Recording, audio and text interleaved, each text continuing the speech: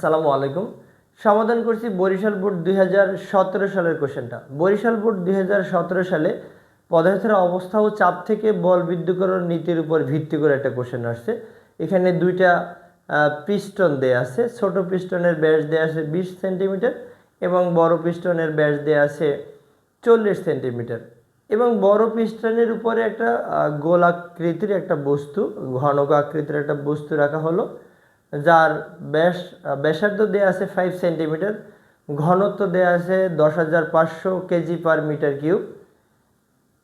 এখান থেকে আমাদের এই উদ্দীপক থেকে প্রথম কোশ্চেন করা হলো যে এই ঘনক আকৃতির বস্তুটি বা গোলক আকৃতির যে বস্তুটির ভর নির্ণয় করতে হবে। আমরা প্রথমেই এই গ নম্বর কোশ্চেন সমাধান করছি। যদি গোলকের আমরা ভর নির্ণয় করতে চাই, আমরা ঘনত্ব জানি এবং এখান থেকে আয়তনও বের করতে পারবো। তাহলে আমরা জানি ঘনত্ব রো ভর বাই আয়তন, তো এখান থেকে আমরা ভরের যেগুলো রো ভি নিতে পারি। তো আমরা প্রথমেই এই গোলকটির আয়তন বের করে নেব। আয়তন, গোলকের আয়তন মানে বৃত্তের আয়তন 4/3 পাই আর কিউব, 4/3 পাই আর কিউব। এখানে আর এর মান দেওয়া আছে, আর এর মান দেওয়া আছে 5 সেন্টিমিটার, যেটাকে আমরা মিটারে নিলে হবে 0.05 মিটার। তো 4/3 পাই আর কিউব, আর এর মান হলো 0.05 হোল কিউব। তো আমরা দেখি যে গোলকটির আয়তন কত আসে। 4 ইন্টু পাই 4 ইন্টু পাই ইন্টু হবে 0.05 হোল কিউব। এটাকে আমরা ভাগ করব 3 দ্বারা, জাস্ট যে এখানে যে রেজাল্টটা আসে 4 ইন্টু পাই ইন্টু হলো 0.05 হোল কিউব, যাকে আমরা ভাগ করব 3 দ্বারা। এটা আসছে 5.236 ইন্টু 10 ইনভার্স 4 আসছে 5.236 ইন্টু 10 ইনভার্স 4 মিটার কিউব। এবারে আমরা জানি ঘনত্ব রো ইজ ইকুয়াল টু ভর বাই আয়তন। এখানে আমরা জাস্ট এম এর মান বের করব। এম ইজ ইকুয়াল টু হবে তাহলে রো ভি। এখন রো এর মান কত? রো এর মান তো দেয়া আছে 10,500 কেজি পার মিটার কিউব দেয়া আছে এবং আয়তন ভি এর মান তো আমরা পেলাম 5.236 ইন্টু 10 ইনভার্স 4 মিটার কিউব। তাহলে এম ইজ ইকুয়াল টু হবে রো ভি 10,500 ইন্টু ভি এর মান হলো 5.236 ইন্টু 10 ইনভার্স 4।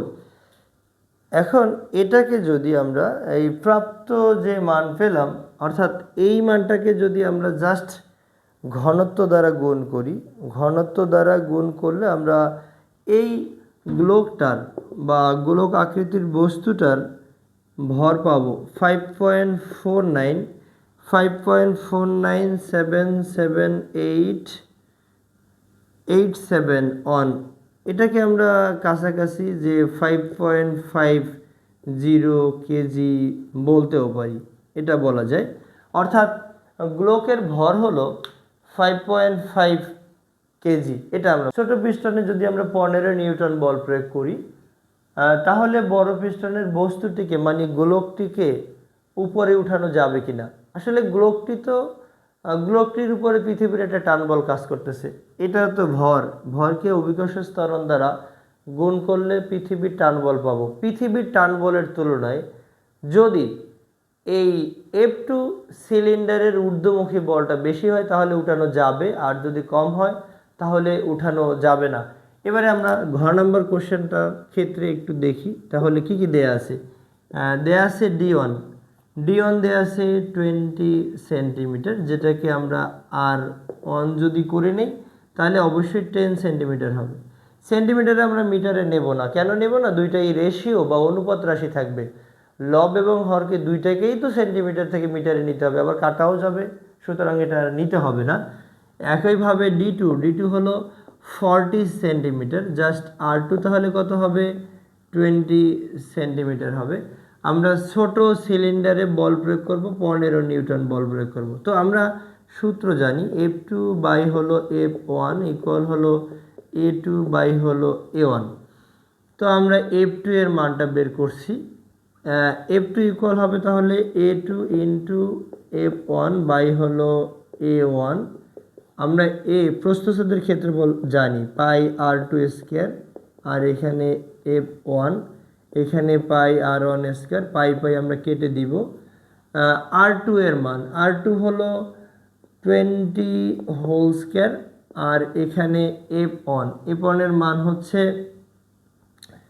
15 নিউটন, আর R1 হচ্ছে 10 হোল স্কোয়ার। তো আমরা এখন দেখি তাহলে এখান থেকে আমরা F2 এর মান কত পাই। আমরা যদি 20 বর্গ 400কে 15 দ্বারা গুণ করব এবং 400কে 15 দ্বারা গুণ করব এবং ভাগ করব 100 দ্বারা, 100 দ্বারা ভাগ করব, তাহলে এখান থেকে আমরা পাচ্ছি 60 নিউটন পাচ্ছি। এটা সমানই আমরা আবার সূত্র বলতে পারি যে F2 সমান আবার mg। এখন m এর মান এইখানে যে বস্তুটা আমরা রাখলাম এখানে, বা আমরা এটাও চিন্তা করতে পারি যে বস্তুর ওয়েট, বস্তুর ওজন W equal to mg। m হলো 5.5, g এর মান হলো 9.8। তাহলে কত আসে? 5.5 ইন্টু 9.8, তাহলে এখান থেকে আসে 53.9 নিউটন। এখন আমরা দেখলাম বড় সিলিন্ডারের ঊর্ধ্বমুখী বল এর তুলনায় বস্তুর ওয়েটের পরিমাণটা কম, বা পৃথিবীর টান বলটা কম। তাহলে বলা যায় যে এই বড় সিলিন্ডারে যদি আমরা এই 5.5 কেজি ভরের বস্তুকে চাপাই, তাহলে বড় সিলিন্ডারটাকে উপরে উঠা রোধ করতে পারবে না। কেন পারবে না? অর্থাৎ পৃথিবীর টান বলের তুলনায় বড় সিলিন্ডারের ঊর্ধ্বমুখী বলটা বেশি হওয়ার কারণে বড় সিলিন্ডারটা সহজেই উপরে উঠানো যাবে বা উঠবে, কিন্তু এটাকে রোধ করা যাবে না।